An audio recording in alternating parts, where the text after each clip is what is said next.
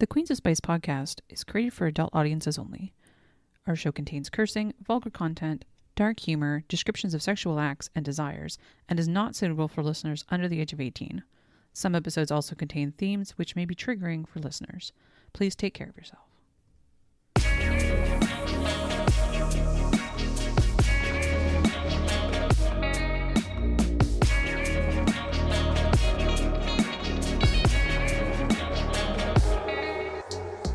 Welcome to the Queens of Spice podcast.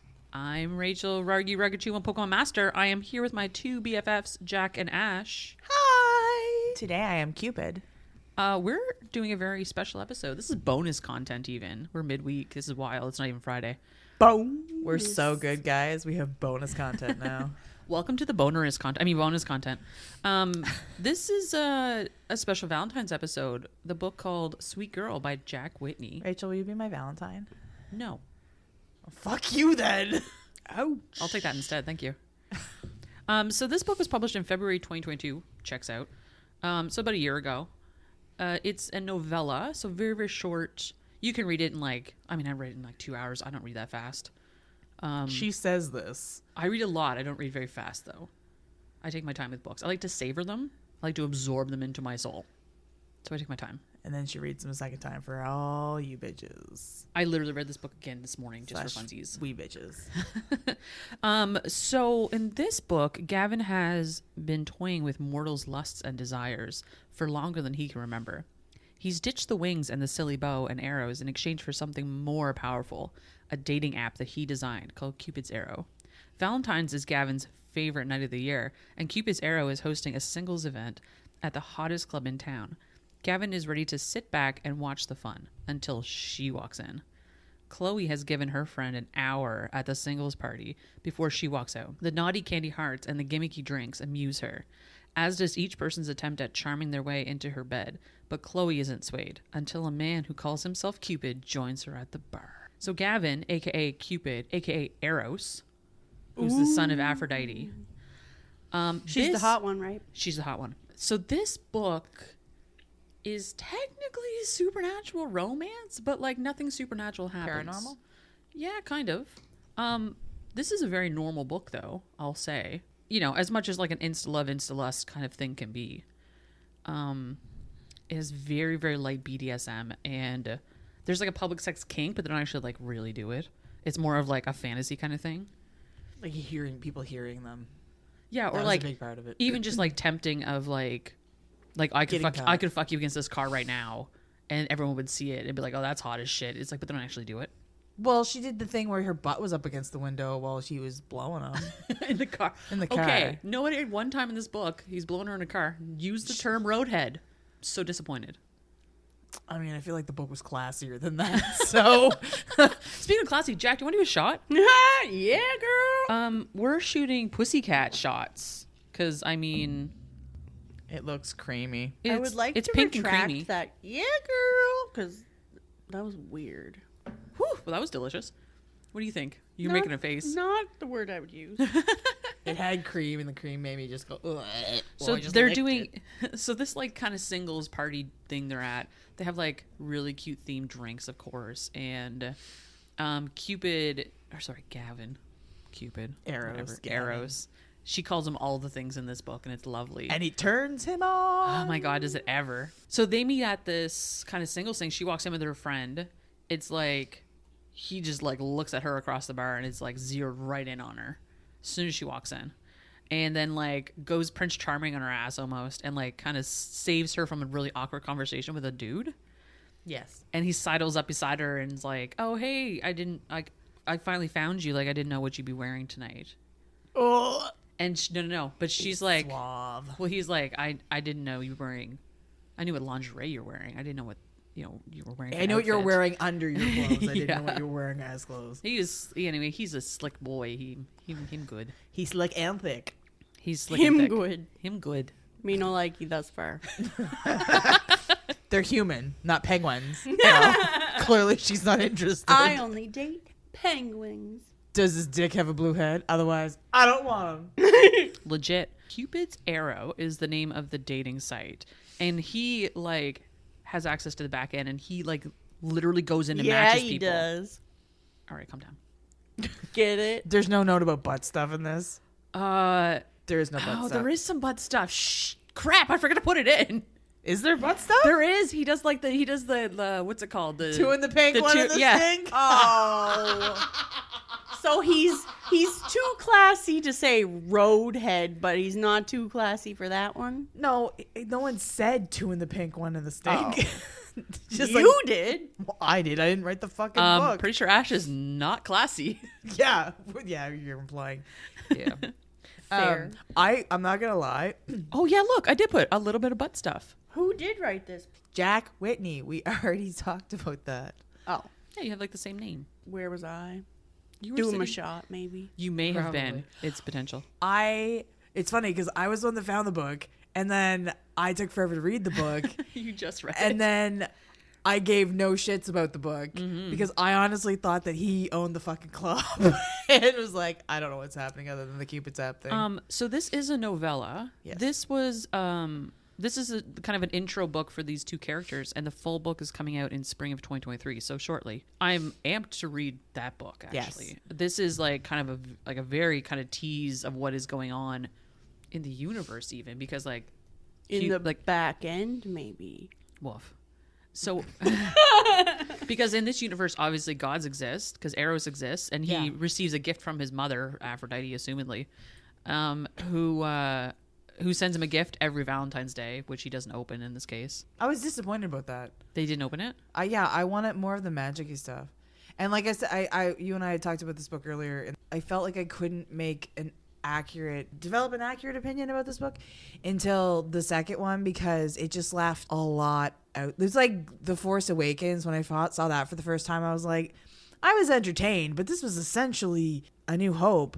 So I'll reserve judgment until I see the second one, and then that's going to impact how I feel about the first one, considering whether or not they like lined it up really nicely and then just like fucking hit it out of the park, or if whether it was just like whoomp whoomp sad. Check her penguin. out with the sports metaphors. So cute. Oh my God, I thought that sports. was a Star Wars metaphor. Hitting Oh wait, it no, out it was of the comparison. park. Oh. I was talking about Star Wars. Good job, Jedi. Hitting it out of the park with that lightsaber. They pewed it out of the sky. I feel like I'm being mocked here. You are. So they're at the bar. There's a lot of flirty, fun banter going back and forth. They use the conversation heart, the naughty conversation hearts, to kind of like brilliant. I need some of those in my life. What They're are they? lovely. They're conversation hearts. I you know, but what do they say? I need those. Lick me, bite me, good girl, Some of them are like fuck off. bye boy. Yeah, I made you some. You made me not cookies. the dirty ones, but I Yeah. made you like ew and Yeah. barf and stuff. Yeah, they're for ones. Valentine's Day because I don't like Valentine's Day, Yeah. so that's fine. But I like those ones. Yeah, they're great. They always taste it like chalk and weird, like Delicious chalk. marshmallow chalk. Chalk mellow. Chalk. So they use the conversation hearts throughout this entire book, which is like, this is why I think I picked this book for Valentine's specifically, because as soon as I read it, I'm like, this is a Valentine's Day book. Yes. Straight up.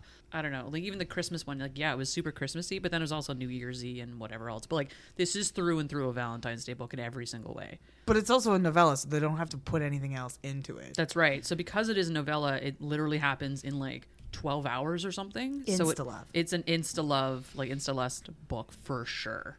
Is that when people fall in love on Instagram? That's when you like things on Instagram. Close. So this is insta-love, obviously. It's just what happens really quick. It's instant. So they use those conversation hearts back and forth all night. To Like, do they just trade them? Like, you throw No. one? So like, he'll like go poking around the bar or whatever, like walk around and like she'll like feel a hand on her belt or something. Like she's wearing a high belt. There's like a heart, like she pulls a heart out of her belt and it says something like "bite me." Oh, I like it when he puts it on his tongue and he's like, They do that a lot, which is the cover of the book. Actually, it's her with a heart with the arrow on the. I was really hoping as I was reading this, because I read this hungover, that the hearts, not like the hearts would have like some like love potion or something in them and make people all like crazy. ecstasy. No. Oh, that's a fun idea though. Eros does mention in Gavin, his name's Gavin, in this book that he stays away from using his powers or abilities I know. I was when it disappointed. comes to her. And so, like, because of that, this book, like, to your point, though, it could be mystical and fantasy and crazy, but it is not. And I It wanted is it. just a lot of fucking, is what this book is. Maybe the next one will And be snow mystical. cream. And snow cream, which they don't actually eat. No, I know. I was disappointed. Yeah. Ew. They make ice cream out of snow. Yeah. Oh. I feel like that was something. Well, that's like baked. Not what I was picturing. What did you think snow cream was? Like I thought maybe he masturbated onto the snow And then? and then one or both of them ingested it. Man, I can't wait for you to And read this chapter. Do you want to read something then- for me, Jack, real quick? Already? Yeah. No, and then. Yeah, let's read that. Why not? This is one of the last chapters of the book. Oh, I'll also great. say... Let's start at the end. Let's start at the end. Hey, it's fine. I will say, too, in the printed version of this book, I don't think it has the Kindle version, there's, like, some saucy line drawings Ooh! that are, like, you know, they're okay. I could turn that into embroidery art. Oh my god, you could. You I should. Like it. This one in particular is very good because he's, like, gripping her ass and it looks really grippy. But, like, some of them, the fingers are really weird because people draw fingers weird sometimes. Yeah, they're difficult. Yeah, so, Jack, I'm going to get you to start reading this. I'm super excited. So, as Rachel mentioned, there's a line drawing, and he seems to be digging some fingers, like, not into her butt, He's but, like, gripping her thoroughly. into her, like, butt cheeks. He's definitely spreading her cheeks. meaty. Interesting. And then, the beginning of the chapter, is that a clever way of saying it's chapter 18? Yes, it is. 18. Gavin heard her bite me. Are you mine? And take it off. Those are some of the conversation hearts that they have. Taking her into the bedroom, he savored her kiss and every yearning sweep of her tongue. She held him tight, only slowing when he let her go at the edge of the bed and her feet touched the floor. Her sweater was off in a second, both of them fumbling with his pants. When they were bared, he whipped her around and held her flush, his hands breezing over her throat as he kissed her neck. Her ass pushed against his stiffening cock, causing more blood to rush there and a fire to ignite in his stomach. "Are you mine, baby?" he whispered in her ear. "Yes," she groaned, reaching around for his hair. His touch skated over her stomach to between her thighs, and the wetness there made his fingers tighten on either side of her throat. "When you play with yourself tomorrow," he whispered, "or another man tries to satisfy you, whose name will you call out at your end? Tell me whose shadow you'll come for." His teeth raked over her flesh with the last of his words, and he felt goosebumps rise on her skin. "Gavin," she moaned. "Cupid. Arrows." His cock was throbbing. He groaned against her skin, trying to hold himself back from taking her too quickly. But he needed her. He needed to feel that tightening pussy. He wanted to hear that moan escaping her like she couldn't stop it. He whirled her around again and kissed her hard, biting her lip and marking himself on her soul. And when he pulled back, he gently tugged at the roots of her hair. "Good girl." Chloe threw her arms around his neck, her desperate kiss landing on his lips, teeth skirting over his tongue as she consumed him. He bent them over onto the bed, and when her back hit the mattress, he finally pulled away. "Bend over for me and grab the rails." She placed one more kiss on his lips before doing as he said, and as she arched her ass in the air, greedily moving in front of him, she knew precisely how fucking much that view would make him wild. Gods, she was perfect. "Spread your knees, baby, that's it." His finger dragged up her glistening pussy. "You're so fucking beautiful," he whispered as he stroked himself and kneeled on the bed. He tapped his cock on her spread cheeks before spanking her hard. His name escaped her lips in a moan, hips eagerly moving towards him. His finger sank slowly inside her, making him curse at the absolute drenching around his digit. He kissed her tingling red ass and bit the opposite cheek so hard that when he straightened over her, his teeth mark indented in her flesh. A groan left her when he dragged his soaked finger over it. Gavin, she begged as she shifted to look back at him. He positioned himself steady and reached down to massage her neck, his tip tickling at her entrance. He cursed, trying to stifle how easy it would have been to come all over her beautiful ass right there. Do you want this? He teased her. Gavin, please, she said as she pushed her hips backwards. Fuck me, she pleaded. Fuck me like you'll never see me again. The words, however simple, triggered something inside him. The knot at the pit of his stomach tightened along with his hand in her hair. He yanked her up the moment he slammed inside her, causing her to cry out as her head and back were bent, craned, and he forced her to look backwards up at him. He was buried to the hilt, and he swore she tightened even more around him when he met her upside-down gaze.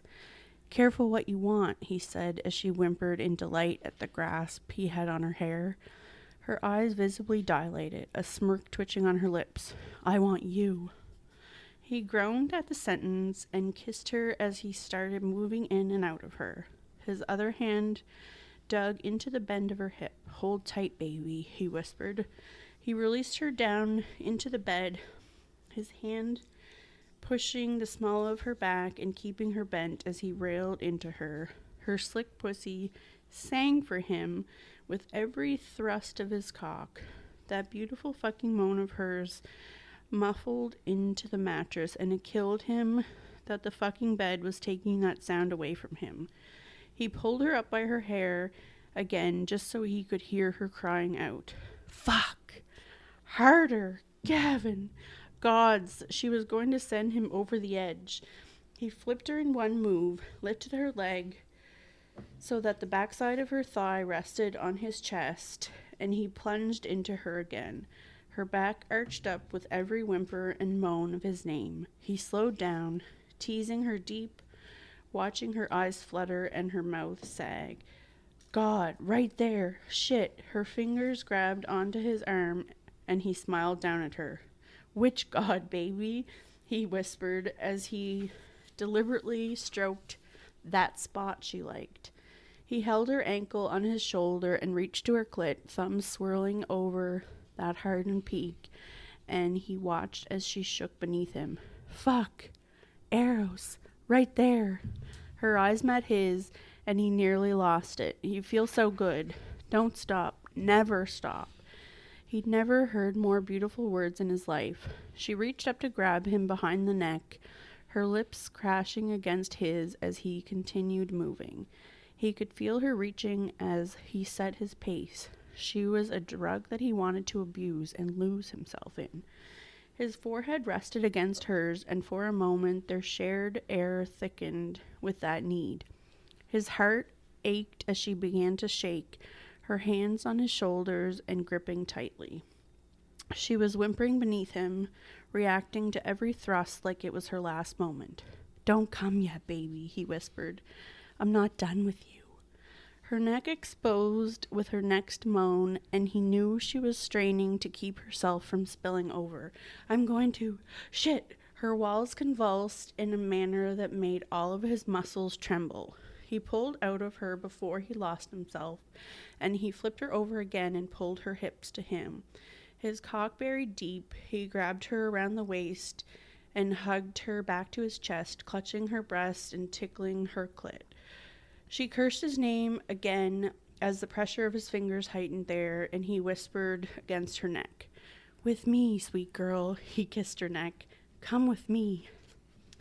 She bent forward again, her head lying sideways on the mattress, and he grabbed her flesh as he took them both to their ends.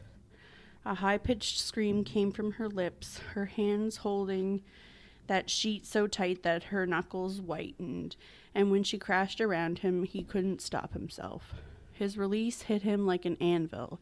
He groaned out loudly, saying her name and slapping her ass. A cold chill washed over his entire body. Euphoria for her, and the satisfied noises coming from her lips. He couldn't move for a moment, and he let himself spill completely inside her before slowly pulling himself away. He groaned at the sight of his cum dripping out of her swollen red pussy. He had done that. He had made her scream, made her cry, and made her beg. As he dipped his fingers inside her and spread their combined juices on her ass, he heard another satisfied moan leave her throat. "You should see our art, baby," he whispered. "I could fuck you again just to see my cum dripping out of that beautiful cunt," he says as he rubbed her thighs. She twisted onto her back and sat her bent legs on either side of him. A vulnerability stretched over her eyes as she laid there and watched him, her breasts rising and falling with her deep breaths. "I want to watch," she told him softly. "When I see you again, I want to see our art. I want to see your cock glistening with what you do to me. When I see you again." Ooh, thanks, Jack. Saucy. They made art. Good for them. I'm doing a shot. It wasn't in the snow, but it was all over her. I understand the segue now. Thank you. Appreciate that. So back on track. Thank you for that, Jack. Yeah, you're welcome. I appreciate that. Thanks for allowing me to read such delight. One of my favorite things is in books when the guy is like, "Hey, next time you're fucking yourself, think about me." I like cum marking. And I got Jack to read that specifically because I know you like cum marking. Yeah. It doesn't come up a whole lot, but when it comes up, it's like, Ash needs to hear this again. Yeah, like when they draw on it like fucking figure paints, I'm like, if you did this to me in real life, I would kick you so hard. But this is fantasy. But this is fantasy, so Mark away. yep. Is this Scrub it is in there like considered- lotion. Sorry. This is considered cum marking? Yeah, because you rubbed it Yeah. into her. He into her dug it skin. back out of her, basically. That's also like It's like a primal stuff thing. it all inside. Yeah. Yeah, when they do they stuff it all back in. Stuff it back in. That's some primal stuff. That That's some, stuff is- it's breeding kink too. Stuff it back in. Stuff it back in, guys. Come on now. I don't know if you heard, but Ash wants them to stuff it back in. Put it back in there. But not in real life. Where it belongs. But not in real life. But not in real life. Only in my head. Only in my fantasy. fantasy. Is this You real life? Say that like you're mocking, but like Is that's this a just real thing. fantasy? Oh, I wasn't mocking. Oh, okay. I mean, I was saying it like I was mocking, but As Rachel sings us Bohemian Escape Rhapsody. from reality. So we all know you're about cum marking. I do like that thing where they're like, "Hey, next time you're fucking yourself, like scream my name instead." Or the next time someone else is railing you, you're gonna be thinking about me. Well, he brings up the shadow thing too, where he's like, I am the thing in the shadow watching you masturbate and stuff. It's like Yes, sir. Yes, you are. I didn't know there were things watching. from the eldritch shadows. horrors. Yeah, like liches and stuff. What? Lich, please. Eldritch horrors? I'm an eldritch whore. I'm just a whore. I'm just a normal whore. I'm just a whore. I'm just a poor whore. Nobody loves me. She's just a poor whore from a poor family. Do you know what's fascinating? What's that? I just made the same thing happen over again. That's pretty cool. So I will say this book has really excellent reviews on Goodreads and Amazon. The only complaint I saw from people was the like third person POV kind of switch, because it goes back third person. It's all written in third person, but it's written in third person from like Gavin's perspective and then Chloe's perspective, Yes. which is kind of weird because you might as well just write the whole thing in third person, like the entire book, instead of going back and forth. I don't mind that as much. I'm actually reading one like that right now. Mm-hmm. But in that one, it's kind of purposeful when like they're in different places. Right. So this one, like, They're in the same place. they're in the same place. Yeah. Kind of. So I understand, like, when they're in the bar, it works very effectively. Yeah. But when they are not in the bar, like they're in the rooms together and stuff, it's like, I could take it or leave it. Well, and it's funny too because like the majority of the books that we've read of the like spicy romance thing are like first person Yeah. POV. Yeah. And then alternating between two characters. Mm-hmm. And what I find funny about that is also I did not like the is it the texting? I don't like the format of the texting in this. Oh, it's such a short little bit. Yeah, I It's know. just between her and her friend. I know, but I found it complicated. That's fine. My brain didn't like it. What was I saying? Oh, the alternating back and forth. I like before getting like really heavy into like actual books. I say as if I never read actual books. Like when I was doing a lot of fan fiction, like reading a lot. I mean, not that I stopped reading fan fiction, but I preferred third person. I really didn't like reading first person. But now that I've read so many, I get thrown off when I read third person. So when you write, do you write in third or first? Third. Yeah. Okay. Same. Like usually when I'm writing something, I just default to third person. Though I feel like I should start writing in first person. I feel like there's just like a bigger emotional connection when you write in first person, right? Yeah, and I've been told that when I write, I have a emotional component to my writing. I don't know. I've been told I'm good at writing emotion, so that's why I feel like I would want to do first person would definitely benefit you more, I would say. I will say that like the third person perspective on this, it ends up being a little bit less emotional, but I mean that's a little detached. That's fine, honestly. Like first, especially for a novella, it's like I'm not here for like super deep emotional connections. We'll see how the next book goes. Yeah, that's kind of the thing. And I think the only like real emotional part in this is when she's talking about kind of her journey very briefly about like, you know, she was in like a really bad relationship and it left her like not knowing who she was, and then she struggled back to like find out who she was again and kind of repurpose her life into what she wanted it to be. And Jack's still reading. Like, she's looking at the little drawings. Oh, okay. Yeah, they're really saucy. Oh, you like the butt one? Line art porn. Yeah, it's line art porn. It's my new jam. I used to draw that when I was younger.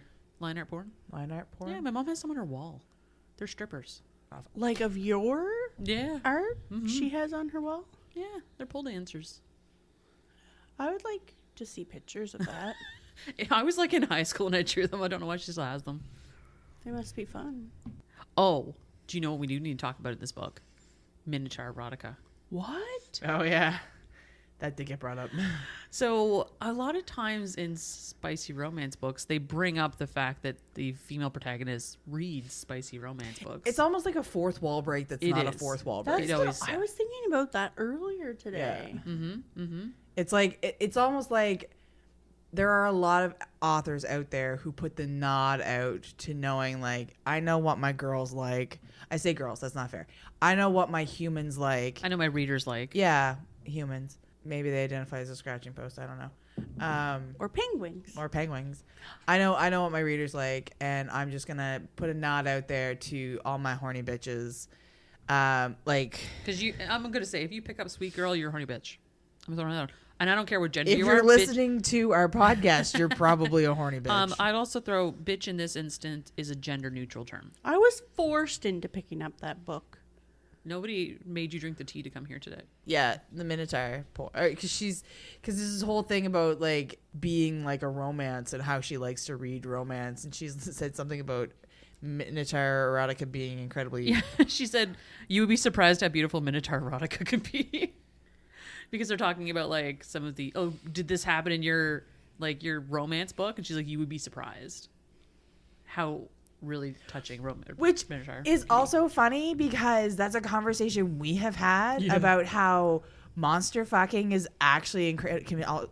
We have had that conversation, right? Where monster fucking can be incredibly wholesome because the monster just wants to be loved. And this is the thing, because I just finished reading I Married a Dragon, which was one of those like, oh my god, that series. It's that series, right? Because I read the I Married a Minotaur. Yeah. Again, like they're very wholesome characters, and like they're so loving and caring with their partners, like more so than humans ever would be. But it's almost like because they just want to be loved. Well, it's like the fantasy, right? It's like the fantasy of like having a loving, caring partner for you, and it Jesus doesn't matter. Fuck, do you want to be loved or do you want to be fucked? Make Both. up your I would mind. like both, please. Yeah, that is not an option in this world. Wait, we live in a fantasy world. Fantasy world or the real world? What are we talking about right now? Yes, both. Because like minotaurs aren't real. Hold on, you're the one married here. Are you projecting? What time is it? When are you guys going home again?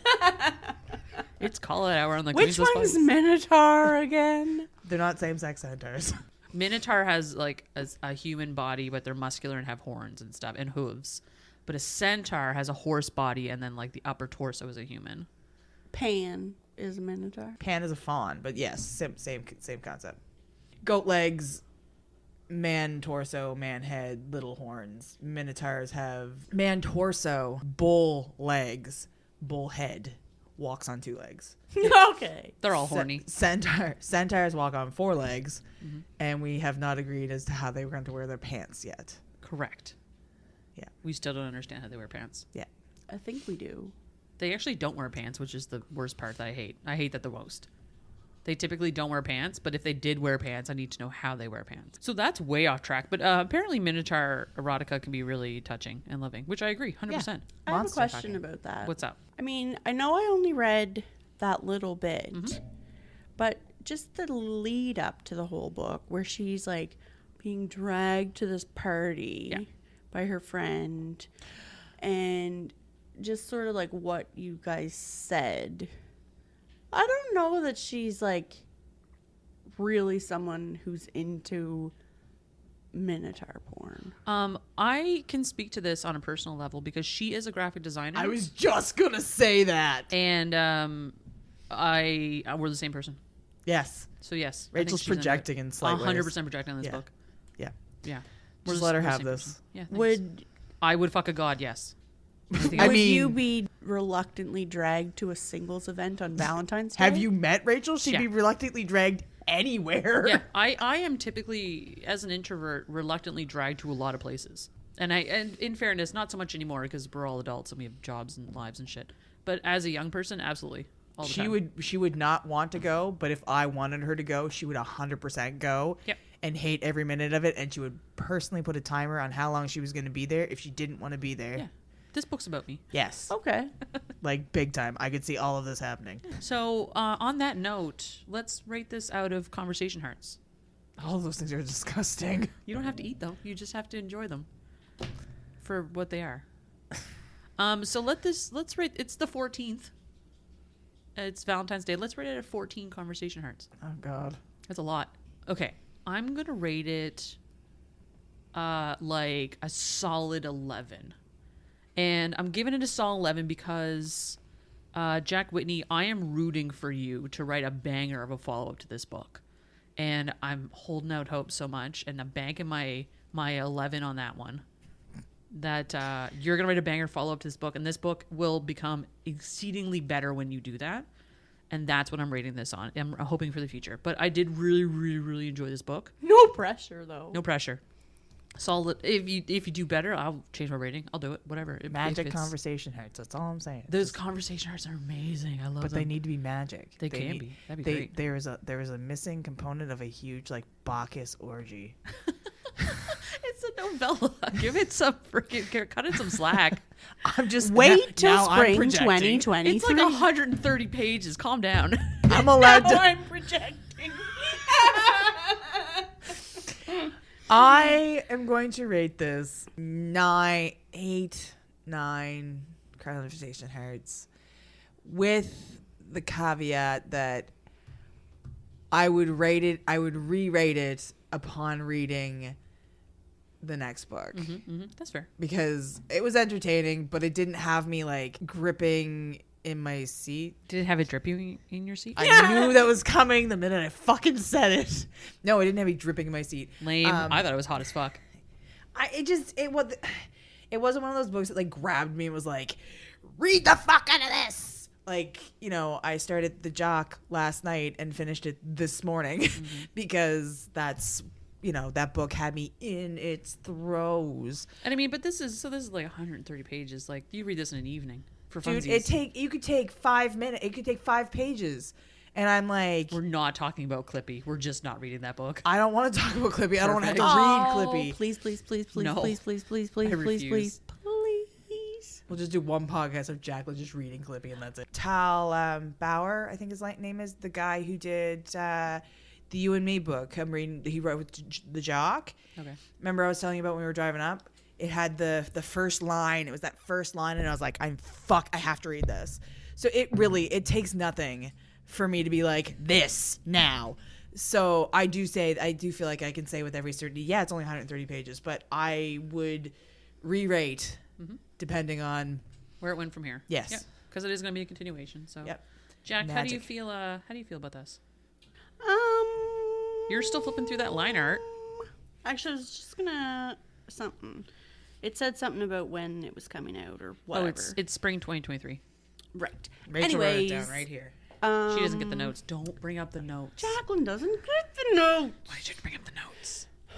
My notes have a duck on them. God. Duck notes. So yeah, rating.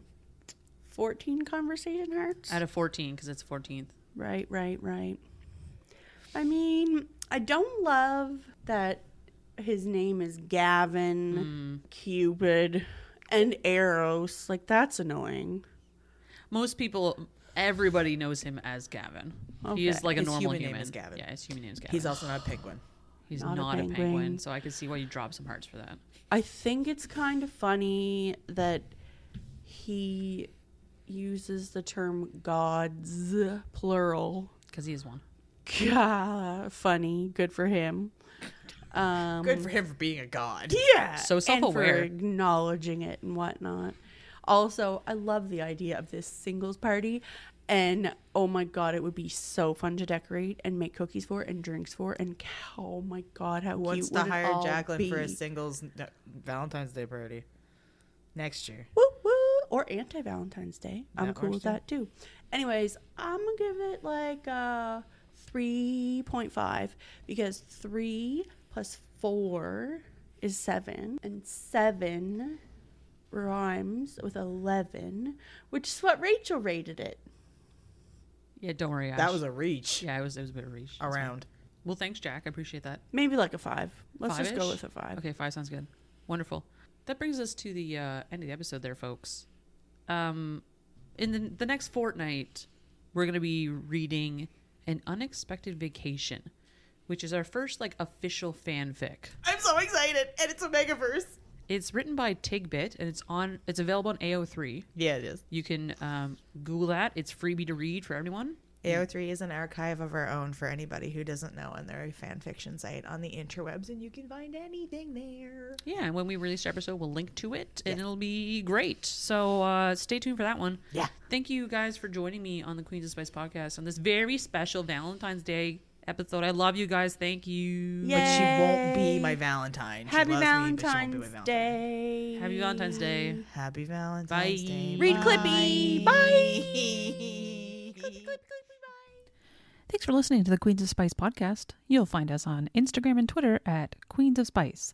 Or if you want to send us an email, you can reach us at queensofspice@gmail.com.